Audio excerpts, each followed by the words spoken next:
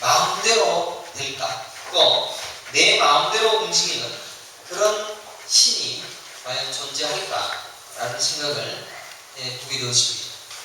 적어도 마야를 섬겼던 아주 이방 잡교 그리고 그들이 마야 신을 섬기는 데 있어서 자신의 동족이나 다른 종족의 목을 잘라서 피를 바치는 그런 제사를 드리면서까지도 그 신을 노여워하지 아니하고 두려워하는 마음으로 섬겼던 그런 신인데, 저는 그런 이방 잡교들도 그렇게 하는데 우리는 하나님을 내 수호신으로 생각하고 있다는 것입니다. 지금 우리는 목을 베어서 하나님의 마음을 기쁘게 해드려야 될 그런 제사를 드리고 있습니다. 그런데 내가 죽어야 되는데 예수님이 죽으셨고 어린 양이 죽어주심으로 오늘 우리가 하나님 담대히 나아가서 그의 은혜를 누릴 수 있는 하나님의 말씀을 받게 되었으니까 얼마나 감격스럽겠습니까? 그런데 오늘날 성도들이 마음대로 움직이는 하나님을 요구하고 있다는 것입니다. 게다가 하나님을 믿는 성도들이 하나님은 내가 기도한 대로 또 내가 마음먹은 대로 움직여 주신다라고 생각한다는 것입니다. 진짜 그럴까요? 그러니까 지성이면 감천이라고 합니다. 간절하게 하나님께 기도하면 하늘이 감동 먹는다라는 이야기를 합니다. 또 40일 금식 기도를 해서 내 이 난관을 헤쳐보겠다라고 기도를 합니다. 또 산기도, 철야기도를 많이 해서 하나님의 뜻을 꺾을 수도 있고 하나님의 계획을 변경할 수 있다라고도 생각을 합니다. 과연 그렇습니까? 우리 성도들은 아니다라고 얘기를 하시겠지만 대부분 사람들은 간절하게 하나님 앞에 기도하면 하나님의 뜻도 변경시킬 수 있다라고 생각할 수가 있을 것입니다. 하나님은 하나님의 자신의 계획과 자신의 뜻에 따라서 한치의 오차도 없이 하나님의 나라를 완성시켜 가십니다. 그리고 그 일을 진행하시고 변함없이 하나님의 일을 만들어 가실 분이십니다. 그래서 그 어떠한 우리의 간절한 기도로 지금 하나님의 복음이 이 땅에 임하여지고 여기에 하나님의 뜻이 있는 것 같습니다 라고 아무리 기도하시더라도 우리가 하나님의 의중을 파악하지 못하는 한 우리의 기도는 바꾸어서 하나님께서 응답하실 것이다 라는 것입니다. 오히려 우리는 그 하나님의 일에 조그만 부품으로 사용될 뿐이지 우리를 들어서 하나님의 그 어마어마하고 위대한 일을 위하여서 우리가 영광받고 힘있게 사용되어지는 것은 아니다라는 것입니다. 저는 오늘 바로 이러한 우리 잘못된 믿음에서 오는 하나님의 이름을 망령되이 일컫는 것들에 대하여서 심각하게 회개하고 또 하나님 앞에서 과연 어떤 마음으로 사는 것이 진짜의 모습일까 라는 고백을 하나님의 말씀을 통하여 생각하고 상고하기를 원합니다. 오늘 본문을 우리가 한번 살펴보셨지만 사도 바울이 하나님 앞에 기도를 하고 또 복음을 위하여 살았음에도 불구하고 사탄이 우리를 막았다라고 고백하고 있습니다. 이것을 여러분들 성경을 해석할 수 있겠습니까? 어떻게 바울이 한 번, 두 번 너희에게 가고자 하였으나 사탄이 우리를 막았다라고 이야기를 합니까? 우리가 알기에 대단한 사도인 이 바울 선생께서 기도가 응답이 안 되고 있는 상황을 보고 있다는 것입니다. 게다가 그는 가시를 가지고 있었습니다. 이 가시라는 것도 스콜피오라는 단어로 되어져 있는데 스칼렘이라는 단어로 되어 있는데 이 단어도 전에도 한번 말씀드렸죠. 그냥 약간 가시가 들어오는 것이 아니라 옛날에는 전쟁에서 이기면은 그 창을 여기를 뚫어가고는 이쪽으로 냅니다. 여기에 연하지 않습니까? 그리고 한 10명을 쫙 묶어서 양쪽에 들고는 그 죽은 병사들, 죽은 적의 병사들을 끌고 가는 그것이 스콜피오입니다.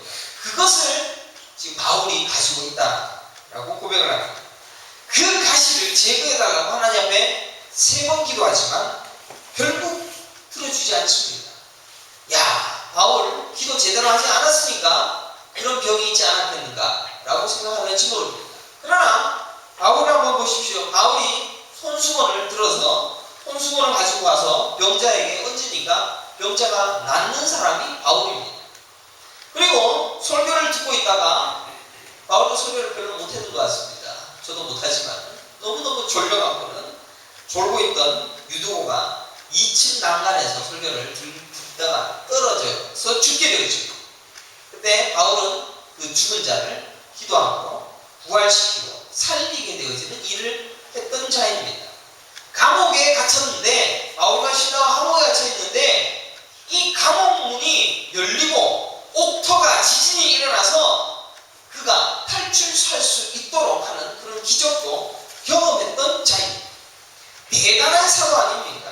그런데 그가 정작 자신의 몸의 가시를 제거해달라는 기도에 응답해 주지 않았다는 것입니다. 오히려 기도 3번이나 했던 기도에 대해서는 응답하지 않았고 기도도 안 하고 그냥 하나님의 복음을 증거하는 가운데 속에서 손수건이 병을 낫게 하는 그런 기적도 있었다는 것입니다.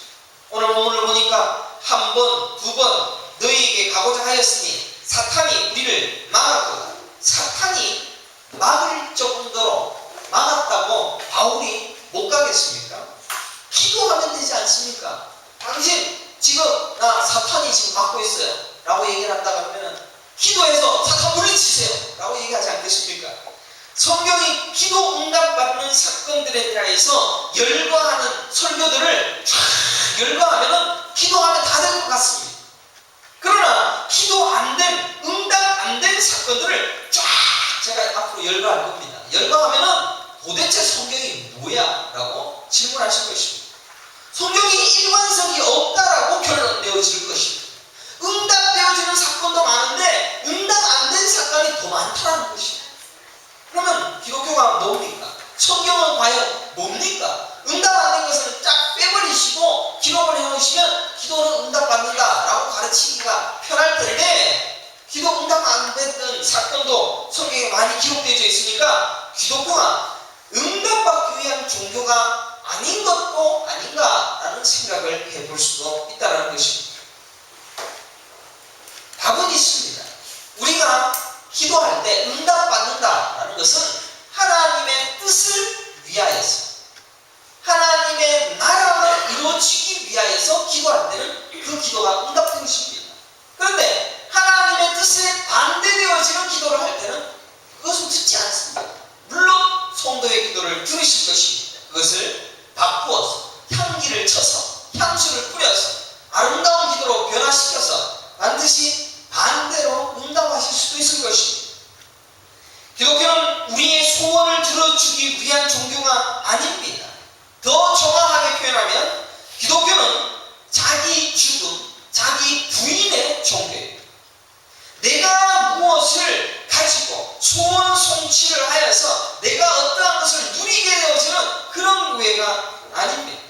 병을 낫게 해주고 죽은 자가 살아나는 일을 하나님이 원하시면 얼마든지 하실 것입니다. 이 교회 안에서 누가 죽어 있으면 그 사람 살리기 위하여 하나님이 직접 지금 역사하셔서 그분 살릴 수도 있을 것입니다. 저는 하나님의 능력을 부인하는 것이 아닙니다.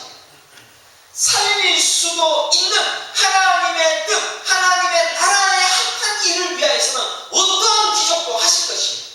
그러나 하늘의 뜻을 거스를 수 있는 기도를 하고 있다면 반드시 하나님께서는 그것을 반대로 응답하시고 또 나타내시지도 아니하실 것이다 라는 것입니다. 우리는 하늘을 감동시킬 만한 그러한 기도가 있다라고 배워왔던 여러분들에게는 도대체 오늘 사탄이 가로막고 있어서 못 가겠다라고 얘기하는 이 바울의 마음을 도무지 이해할 수가 없습니다. 사탄을 내쫓아주세요 라고 기도하면 응답받지 않겠습니다.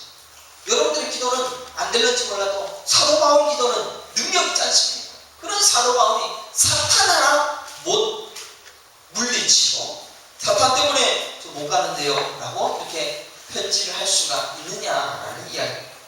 사도행전 16장 6절을 보십시오. 성령이 아시아에서 말씀을 전하지 못하게 하시고 성령이 아시아에서 복음을 증거하지 못하게 하시고 성령이 복음 증거하지 못하게 하신다.